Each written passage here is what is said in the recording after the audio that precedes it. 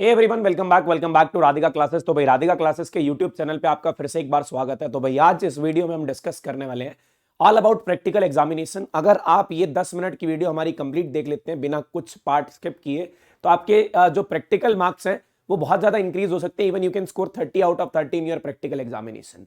अब यार जैसे कि अब 28 ऑफ दिसंबर होगी और अब कल सीबीएसई ने एक सर्कुलर निकाला जिसके अंदर ये बताया भी आपके जो प्रैक्टिकल एग्जामिनेशन है वो 2 ऑफ जनवरी से लेके 14 ऑफ फेब के बीच में हो सकते हैं। ये सर्कुलर का वो जो स्क्रीनशॉट मैंने पेस्ट कर रखा है 27 ऑफ दिसंबर को ये सर्कुलर रिलीज हुआ सीबीएसई की ऑफिशियल साइट पे। और जहां पे ये बोला गया जो आपके प्रैक्टिकल एग्जामिनेशन है, प्रोजेक्ट है, इंटरनल असेसमेंट है क्लास 10th और 12th का, वो आपका जो है वो 2 ऑफ जनवरी से शुरू होगा। Last date of completion of practical will be 14th of फरवरी। Last date of start of uploading of marks और इंटरनल ग्रेड्स 2 तारीख से ही शुरू हो जाएंगे। Last date for uploading the marks will be 14th of फरवरी। मतलब ये बोल सकते हैं ये जो प्रैक्टिकल एग्जाम है अब ये स्कूल वाले डिसाइड करेंगे भी 2 जनवरी से लेके 14th ऑफ फेब तक किस डेट के बीच में आपके ये प्रैक्टिकल एग्जाम होंगे, लेकिन उनको 2 जनवरी के बाद शुरू करने होंगे और 14 फेब से पहले उसको कंप्लीट करना होगा। अब यार यहाँ जो इस वीडियो में बात करने वाले हम प्रैक्टिकल एग्जामिनेशन की क्या वाइवा के जो वाइवा के एक्सपेक्टेड क्वेश्चन है फिजिक्स के लिए वो मैं आपको बताने वाला हूँ। आज ये जो स्ट्रैटेजी रहने वाली है वो फिजिक्स की रहने वाली है।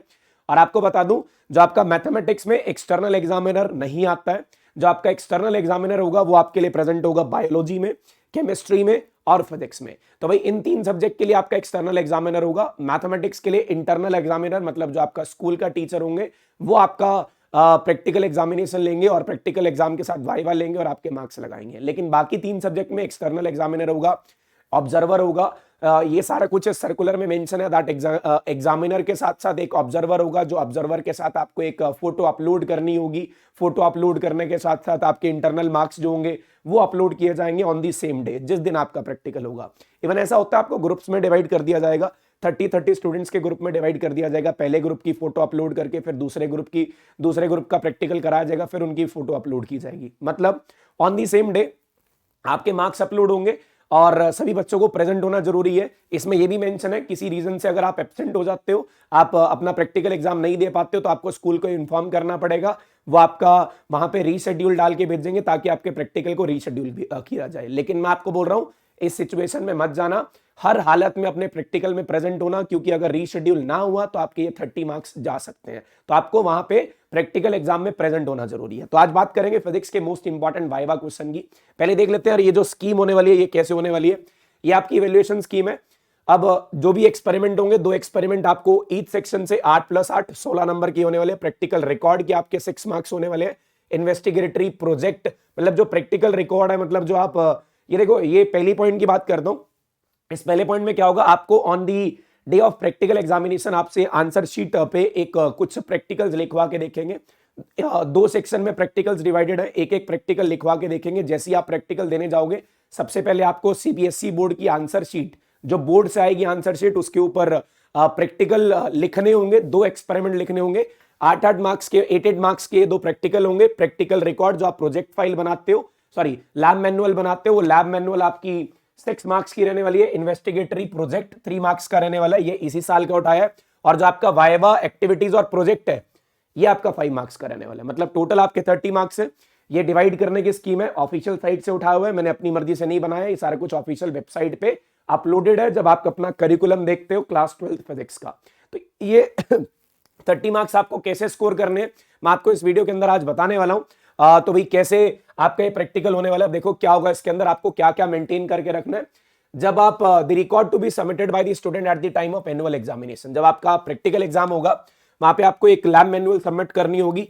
उसके अंदर एटलीस्ट एक एक्सपेरिमेंट, 8 एक्सपेरिमेंट होने चाहिए, 4 from each section, record of at least 6 activities with 3 from each section, the report of the project carried by the student. मतलब आपने जो लैब मैनुअल प्रिपेयर करनी है उसके अंदर 8 एक्सपेरिमेंट कम से कम और 6 एक्टिविटीज होनी चाहिए। साथ में जो आप प्रोजेक्ट रिपोर्ट लेके जाओगे वो प्रोजेक्ट रिपोर्ट आपको बता दी जाएगी स्कूल वालों की तरफ से भी आपने किसके ऊपर, किस प्रोजेक्ट के ऊपर अपनी फाइल प्रिपेयर करनी है। तो ये सारा कुछ आपके पास होना चाहिए जब अपना एक्सटर्नल एग्जामिनर, मतलब जब आप अपना प्रोजेक्ट देने जाओगे, मतलब या फिर प्रैक्टिकल देने जाओगे। अगर मैं आपको बता दूं, अगर आपके पास ये सारी चीजें आपके हाथ में होंगी, लैब मैनुअल होगी, प्रोजेक्ट वर्क होगा, ये सब कुछ अगर आप साथ में लेके चलते हो तो आपके 28 मार्क्स 27 मार्क्स लेने से आपको कोई नहीं रोक सकता। ये वो चीज है जो आपको 27 28 एटलीस्ट दिलवाएंगे। अब मैं 30 की बात करता हूं। ये 30 आपको कैसे स्कोर करने, वो वाइवा के क्वेश्चंस क्या होंगे। पहली बात तो यार ये एक्सपेरिमेंट के नाम जरूर पढ़ लेना। ये आपको देख रहे हैं सेक्शन ए के एक्सपेरिमेंट है। पहला है to determine resistance per unit per centimetre, to determine the resistance of a given wire, law of combination of series, parallel combination, EMF निकालना, गैल्वेनोमीटर सेल्स की, पोटेंशियोमीटर को इंटरनल रेजिस्टेंस निकालना, galvanometer की half, मतलब जो भी एक्सपेरिमेंट है, इन सभी एक्सपेरिमेंट्स का, ये वाइवा के क्वेश्चंस बता रहा हूं, इन सभी एक्सपेरिमेंट्स का आपको एम पता होना चाहिए। एम पता होने के साथ साथ मेनली जो आपको प्रोजेक्ट, देखो पहले तो सभी एक्सपेरिमेंट्स आपको थोड़ा बहुत आइडिया होना चाहिए। अब आइडिया होगा तभी तो आप वहां पे प्रोजेक्ट फाइल में, मतलब जब आपका रिटन एग्जाम होगा, उस रिटन एग्जाम के अंदर इनके अंदर से कोई 2 एक्सपेरिमेंट आपसे लिखवाएंगे। एक सेक्शन ए से लिखवाएंगे, एक सेक्शन बी से लिखवाएंगे। तो इन जो ये हमारे एक्सपेरिमेंट्स है सेक्शन ए और सेक्शन बी की, इनकी बहुत अच्छी नॉलेज आपको होनी चाहिए। अब सर बच्चे बोलेंगे सर हम तो स्कूल नहीं गए, तो भाई अगर स्कूल नहीं गए तो यूट्यूब से देख लो, लेकिन एक्सपेरिमेंट एक बार देख के जाना। अगर एक्सपेरिमेंट देख के जाओगे तो आपका जो प्रैक्टिकल एग्जाम है वो बहुत अच्छा होने की उम्मीद है।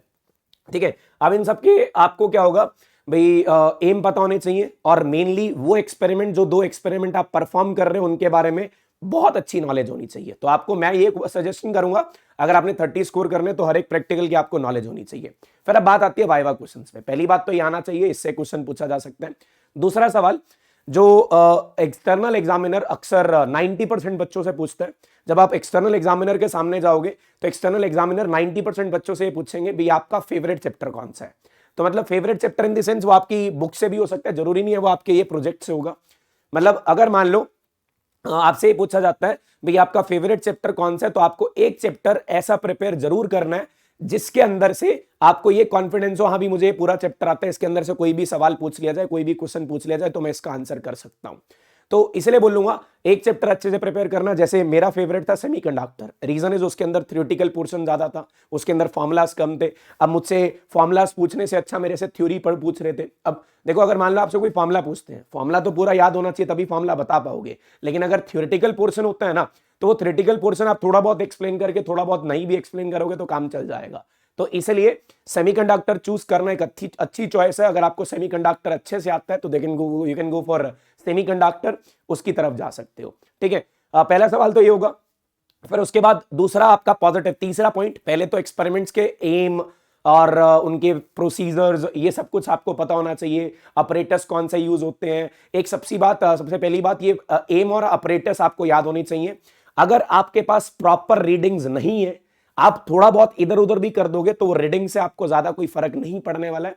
और दूसरी बात, तीसरी अब आपको यहां पे ध्यान रखनी है, मैंने आपको बता दिया भाई पहले आपसे क्या सवाल पूछा जाएगा, भाई ये एक्सपेरिमेंट जो आपने लिखा है इसके अंदर आपने क्या लिखा और रीडिंग कैसे ली, ये पूछ सकते हैं। दूसरी बात आपसे ये पूछ सकते हैं भी आपका फेवरेट चैप्टर कौन सा है, वो बता दो। तीसरी बात आपको ये ध्यान रखनी है, जब आप प्रैक्टिकल परफॉर्म कर रहे हो ना, देखो usually most of the students क्या करते हैं, स्कूल स्किप करते हैं जस्ट बिकॉज ऑफ उनके पास पढ़ाई का बर्डन ज्यादा आता है। जो स्किप नहीं करते उनको पता होगा प्रैक्टिकल कैसे करना है। मैं उन बच्चों की बात कर रहा हूं जिनको प्रैक्टिकल करने नहीं आते। तो जब वो प्रैक्टिकल परफॉर्म कर रहे होंगे तो बच्चे इधर उधर थोड़ा सा नर्वस फील करेंगे बिकॉज उनको प्रैक्टिकल नहीं आते। मैं आपको बताऊं, आप रीडिंग्स, क्योंकि जो प्रैक्टिकल कराए जाते हैं वो ग्रुप्स में कराए जाते हैं। जब प्रैक्टिकल ग्रुप्स में करा रहे हैं तो आपके ग्रुप के किसी बच्चे ने तो रीडिंग लिखी होगी ना, थोड़ा सा रीडिंग को कॉपी करके, या फिर जैसे भी आपको रीडिंग्स, अगर एक्सपेरिमेंट पढ़ के जा रहे तो आपने अपनी लैब मैनुअल में लिखी हुई है, वो रीडिंग्स आपको याद होनी चाहिए। But you have to be very confidence, nervous नहीं होना है। आप वो रीडिंग्स लिख सकते हो, वो रीडिंग्स थोड़ा बहुत इधर उधर कर सकते हो, लेकिन आपने नर्वस फील नहीं करना है इन फ्रंट ऑफ एग्जामिनर। ठीक है, और फिर एक और बात आती है, अगर in case you have to be very positive, आपको अपना पॉजिटिव एटीट्यूड रखना है। पॉजिटिव एटीट्यूड का मतलब एग्जामिनर को, यार एक सिंपल सी बात बोल लूंगा, जब एक्सटर्नल एग्जामिनर आपके सामने बैठ के आपसे क्वेश्चन पूछ रहा है, ही is a very good teacher. अगर वो सीबीएसई के किसी एक अच्छे स्कूल में पढ़ा रहा है तभी वो एक्सटर्नल एग्जामिनर है, वो बहुत एक्सपीरियंस टीचर है। अगर वो बहुत एक्सपीरियंस टीचर है तभी वो एक सीबीएसई स्कूल में पढ़ाने के बाद आपका एक्सटर्नल एग्जामिनर बन के आया है। तो मैं आपको बताऊं, you have to be very positive and very polite towards the external examiner. आपको बहुत पोलाइटली उनसे बात करनी है।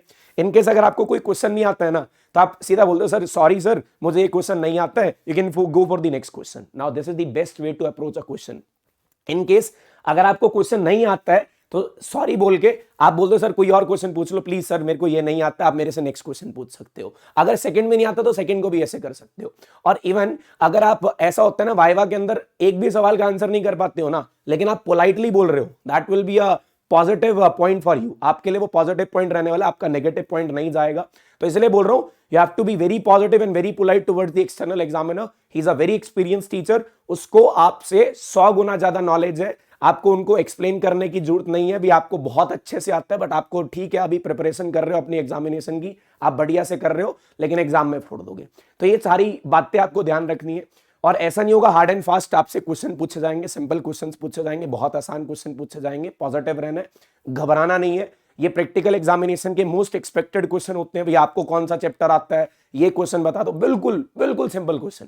मान लो आपने सेमीकंडक्टर चैप्टर चूज किया ना, आपसे पूछ लेंगे what is the difference between forward biasing and reverse biasing, rectifier कैसे चलता है, और फिर ये पीएन जंक्शन डायोड कैसे बनती है। बहुत आसान सवाल, बहुत सिंपल सिंपल से सवाल पूछेंगे, कोई डिफिकल्ट क्वेश्चन नहीं होगा। But you have to select your chapter very very very very carefully, ये ध्यान रखना। ये ना कोई ऐसा डिफिकल्ट चैप्टर बोल दो जिससे सवाल ही आपको पता ही नहीं है उसके आंसर क्या होंगे। और एक और बात, जो आप प्रैक्टिकल लिख रहे हो, अब जब लिखते टाइम थोड़ा बहुत पढ़ सकते हो यार। देखो जब लिख रहे होगे तो थोड़ा बहुत उसके अंदर रीड कर लेना भी, आपने लिखा क्या, उनके अंदर कौन कौन से एम है, मतलब एटलीस्ट आपको एम और अपरेटस पता होने चाहिए। अगर ये भी पता है ना, तो एम और अपरेटस से ही आपका पॉजिटिव रिस्पॉन्स चला जाएगा और आपके वाइवा के अंदर आपके मार्क्स लग सकते हैं। तो ये सारी चीजें ध्यान रखना। और प्रैक्टिकल एग्जाम से घबराने की जरूरत नहीं है, आपको मेनली अपना फोकस रखना है बोर्ड एग्जाम पे, प्रैक्टिकल एग्जाम की टेंशन लेने की जरूरत नहीं है। हाँ, लैब मैनुअल और project file, you have to maintain the record of lab manual and project file, आपको वहीं से मार्क्स मिलने वाले हैं। ठीक है, तो भाई all the very best for your practical exam, बहुत जल्दी आने वाले हैं और मिलेंगे बहुत जल्दी सेशंस के अंदर। Thank you so much, now will meet you in the next session.